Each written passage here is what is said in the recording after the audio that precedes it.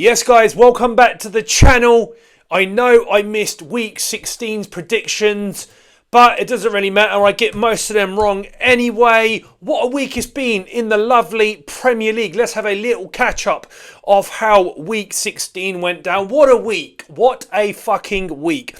2 managers fired. Guardiola is absolutely losing his shit. Nottingham Forest are in the top 4. Liverpool got a man sent off but displayed the kind of courage that could see them win the title this season. Brentford still can't win away from home. Arsenal cannot score unless it comes from a corner. And Ange Ball, who was getting mocked last week that he's going to get sacked in the morning, actually ended Russell Martin's carefree tenure at Southampton. So let's just take a quick look and see what that's done to the league table before we get into the predictions. But as ever guys, please, if you are liking the content, like the video, subscribe and press the little bell notification. So let's take a little look through the league table, shall we?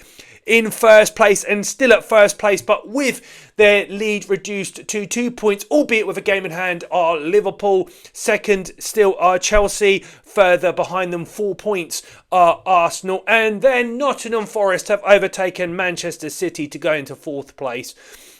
Man City are in 5th with 27 points. Bournemouth did have the chance to leapfrog Man City if they got more than a 2-goal difference win against West Ham. But of course, they come up short and drew 1. All they are in 6th. Aston Villa in 7th. Fulham are now in 8th. Joint on 24 points with Brighton. Sitting straight in the middle of the table is Tottenham Hotspurs with 23 points. Then we have Brentford with 23 points in 11th. Newcastle with 23 points in 12th. Manchester United are up to 13th with 22 points. West Ham are in 14th on 19 points. Crystal Palace continue their rise and they have 16 points and they're in 15th. Everton are in 16th. Leicester City are in 17th. And a huge win for Ipswich, of course. They are in 18th, but they are now closer to that jump out of the relegation zone. And then, of course, the bottom 2 are still Wolves and Southampton. So, guys, let's get into the fixtures this week. And we are being kicked off to an absolute treat. We have Aston Villa versus Manchester City to kick the weekend off. Villa have lost 12 of the last 14 matches to City and are coming off the back of a 2-1 loss away at Nottingham Forest. Manchester City, of course, right now are looking dejected, absolutely void of any confidence right now. The way that they let their lead slip against Manchester United was so un-Guardiola-like. And really, in all honesty, if there's one team you don't want to come up against when you are really struggling, it's got to be Villa. And this is going to be very hard for Man City. It's really, really hard to fathom if this form will just continue. But I think it is going to. And I'm going to go for a 2-1 home win for Aston Villa. Next, we have Brentford versus Nottingham Forest at the G-Tech Stadium. Forest haven't beaten Brentford since 2020, but are enjoying an absolutely unbelievable season so far. Sitting in 4th in the table with egg all over my face after I predicted them to finally go down after 2 years of flirting with relegation. Brentford, of course, have been absolutely fantastic at home, and Mbeumo and Vissa have a very dangerous strike force. Thiago has just come back. This is going to be interesting, and I think it's going to be a very good match. I'm going to go for a 2-2 draw. Next, we have Ipswich versus Newcastle. Ipswich, of course, coming off that very important 2-1 away win at Wolves, which ultimately, unfortunately, led to the sacking of Gary O'Neill. Newcastle were brilliant in their 4-0 thumping over a very, albeit abject Leicester. Newcastle blowing a little bit hot and cold right now, and Ipswich surely want to keep the momentum going, and what better place to do it than at their home ground against Newcastle. Newcastle are ticking right now. Alexander Isak just looks like a way above any other striker in the Premier League at the moment, and I think Newcastle will have enough for a victory, so I'm going for a 3-2 away win for Newcastle. Next, we have West Ham versus Brighton. in this fixture. Draws galore between them. 6 of the last 10 matches have ended up in a draw. West Ham definitely starting to look a bit better in recent weeks and got a very good result at Bournemouth. Brighton's form has taken a dip up and down so far this season, and in recent weeks they have had a string of bad results, which is totally expected as their new manager comes to terms with the Premier League. I mean, their new manager, who is 5 years old. Lopetegui will be keen to keep the current form going, and this could be a good chance to play Brighton. Or will their low form start to suddenly go up as it has this season?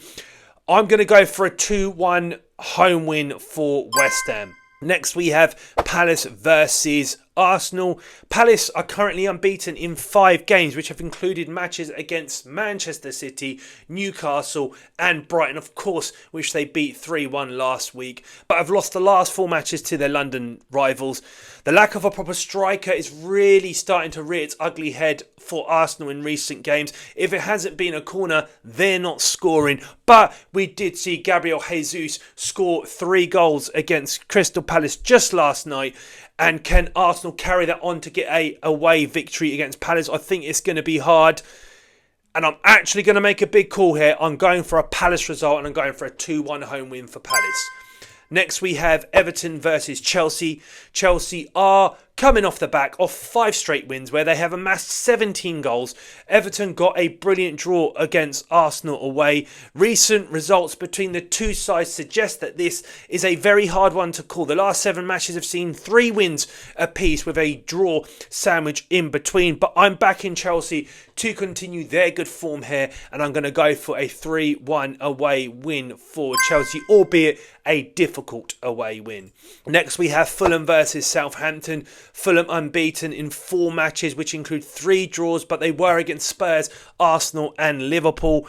Marcus Silva's team just looked absolutely brilliant. I really like the look of Fulham, and in Anthony Robinson have the finest left back in the Premier League right now, bar none. Southampton, of course, finally sacked Russell Martin after they produced yet another dismal performance, which saw them 5-0 down before half-time against Spurs. Will there be a new manager bounce back? I don't think they're going to have a new manager in place by the time that they place Fulham. So I think this is going to be just another easy win for Fulham. I'm going to go for a 3-0 victory. Next we have a kind of Midlands derby, Leicester versus Wolves. After a fairy tale start to his Premier League managing career, spread across Manchester United, of course, and Leicester, a rude awakening for Van Nistelrooy as Leicester were absolutely destroyed by Newcastle last weekend. Wolves, of course, lost to Ipswich, which led to the sacking of Gary O'Neill. In this match between these two teams, Leicester have won 4 of the last 6 matches. Wolves have obviously signed, and I don't know if this is official yet, but they're signing Vita Pereira, but I don't think he will be in the dugout for this match. This is one that Leicester will 100% want to win and just further distance themselves from the drop zone.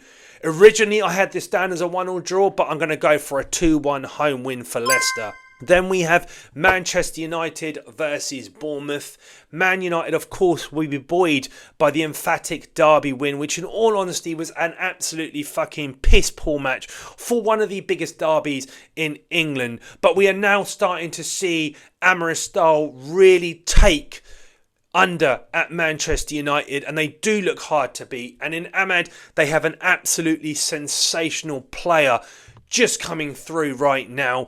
I feel like this could be a pivotal turning point from Amorim. Rashford's fucking about. He's told Rashford to do one. Garnacho's doing God whatever. He's told Garnacho to do one. Bournemouth were unlucky not to get all 3 points against the Hammers. They were constantly hammering on the door, and they've been in really good form recently and are unbeaten in their last 4 matches. I think whatever the result here, we're going to see a very good match. Bournemouth play very good football. Man United are playing in this new style under Amorim, but are starting to look like they're really starting to understand it. I'm going to back Manchester United here. I'm going to go for a 2-1 victory. Last but not least, the match of the weekend is Spurs versus Liverpool. A huge match on the cards here. Liverpool are coming off the back of 2 draws and their lead is slowly getting chopped down there at the top. Spurs looked great, albeit against an absolutely shit Southampton. Spurs, though, are without so many players. Van der Ven, Romero, Bentancur, Rio and Ben Davies. The list goes on. Liverpool will, of course, be without Andy Robertson. I feel like Liverpool really need a victory here to keep that distance between them and Chelsea and Arsenal.